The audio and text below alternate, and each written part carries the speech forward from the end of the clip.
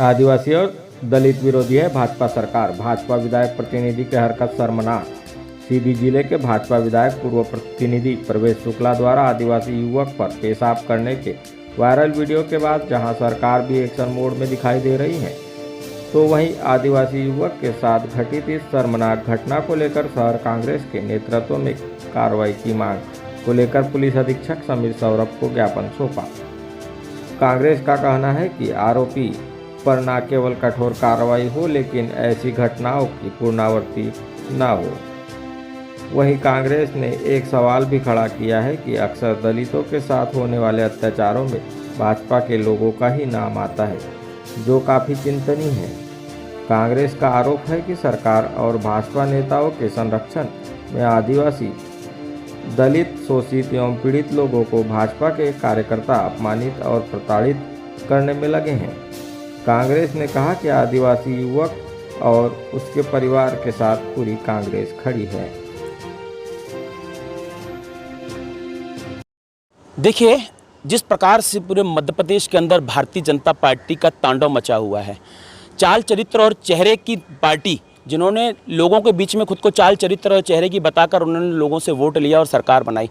पूरे मध्य प्रदेश के अंदर हमारा ये मानना है कि जिस प्रकार से सीधी में ये घटना घटी कि विधायक के प्रतिनिधि उनके द्वारा एक विक्षिप्त व्यक्ति के ऊपर पेशाब करने की घटना की जाती है, तो इनका चाल जिस प्रकार से मध्य प्रदेश के अंदर, महाराष्ट्र के अंदर, गोवा के अंदर ये लोगों को खरीदकर, विधायकों को खरीदकर अपनी सरकारें बना रहे हैं, इनका चाल दिखता है। और चरित्र की बात करें तो हनी ट्रैप मामला किसी से छुपा नहीं है। और वहाँ दिल्ली में रेस कोर्ट में जिस प्रकार से इनके ब्रजभूषण कौन है, उनका जो सांसद, उसकी जो घटना घटी, तो उसका चरित्र दिखता है। चाल चरित्र और चेहरे की बात करें तो ये चेहरा दिखता है कि एक विधायक का प्रतिनिधि इस तरीके से घटना घटता है और उनके बचाव में जिस व्यक्ति के ऊपर वो यूरिन कर रहा था उससे लिखा पढ़ी करवा ली गई कि हमारे पर ऐसी कोई घटना नहीं घटी। बड़े शर्म की बात है।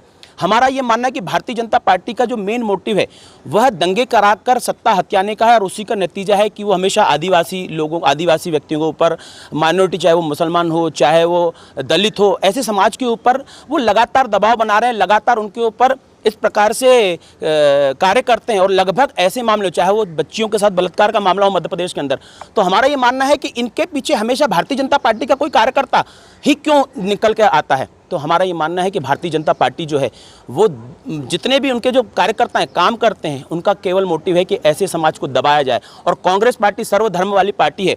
हमने हमेशा ऐसे लोगों की आवाज़ उठाई, चाहे वो दलित का मामला हो, चाहे वो आदिवासी का मामला हो, चाहे वो महिलाओं का मामला हो। ऐसे जब ऐसे घटना घटती है तो कांग्रेस पूरी ताकत के साथ सड़कों पर उतरकर इसका विरोध करती है। तो आज हम लोगों ने एसपी के माध्यम से यहाँ पर उनको ज्ञापन दिया कि तत्काल धारा 34 के अंदर उस विधायक पर भी कार्रवाई की जाए जिसने ऐसा प्रतिनिधि बनाया। हमारा मानना है कि उसकी शय पर सब चीजें की जा रही है, तो विधायक के ऊपर भी कार्रवाई होनी चाहिए। और दूसरा मामला कि मध्य प्रदेश बालाघाट जिला जो है आदिवासी क्षेत्र है, तो आदिवासी क्षेत्र के होने के कारण बालाघाट के अंदर भी उस व्यक्ति की यहाँ पर शिकायत होनी चाहिए, FIR दर्ज होनी चाहिए और उसको यहाँ पर बालाघाट के अंदर उस पर कार्रवाई होनी चाहिए। जिस कदर अभी ये जो केस सामने आया है, आदिवासी समाज का जो बच्चा था, लड़का था, उसके ऊपर यूरिन करके जो भाजपा के प्रतिनिधि ने जो ये हरकत की है, यह निंदनीय है। और जहाँ तक ये शुक्ला जी जिनका नाम है, ये ब्राह्मण समाज से होते हैं, समाज की बात नहीं है, लेकिन जब जनेऊ बोलते हैं जिसे, उसे कर्ण में लपेट कर और फिर यूरिन किया जाता है, तो वो सब तो एक अलग गया बात। लेकिन आपने इतना घटिया काम किया है जो आपके विधि विधान से कहीं दूर है, और आप इतना घटिया आप हरकत कर रहे हो। एक आदिवासी की बात ही जो बच्चा है उसकी, सिर्फ उसी की बात नहीं है, ऐसे कई और ऐसे जो केस हैं, तो ये सिर्फ बीजेपी पार्टी के लोग ही ऐसा कृत्य क्यों करते हैं? क्योंकि शिवराज जी ने कहीं ना कहीं हर जगह से इन लोगों को ज़्यादा ही छूट दे रखी है। और ये जो पूरे देश में गुंडा राज जो है, पूरा ये भाजपा सरकार पूरा गुंडा राज चला रही है यहाँ पे, तभी ऐसे इनके जो प्रतिनिधि हैं या इनके जो सरकार, इनके जो कार्यकर्ता लोग हैं, ये ऐसी नीच हरकतें कर रहे हैं, जिसका हम लोग बहिष्कार करते हैं। आज हम लोग ज्ञापन सौंपने आए हैं यहाँ पे। हमने साहब को बोला है कि हम आदिवासी समाज बहुत आक्रोशित है, और सिर्फ आदिवासी समाज ही नहीं, पूरे समाज की ही बातें, हर इंसान की बात है, क्योंकि यह घटिया कृत्य एक इंसान के साथ में हुई है, तो इसके लिए जल्द से जल्द एक्शन लिया जाए, और नहीं तो आदिवासी समाज के साथ में सर्व समाज कांग्रेस पार्टी पूरा उनका साथ देगी। और अगर यह केस आपने नहीं किया और उसको जल्द से जल्द सज़ा नहीं दिलवाई तो एक उग्र आंदोलन किया जाएगा। आदिवासी समाज के ऊपर में जब भी कोई घटना होती है तो भारतीय जनता पार्टी का कार्यकर्ता ही क्यों निकलता है, ये बड़ा सोचने का कारण है।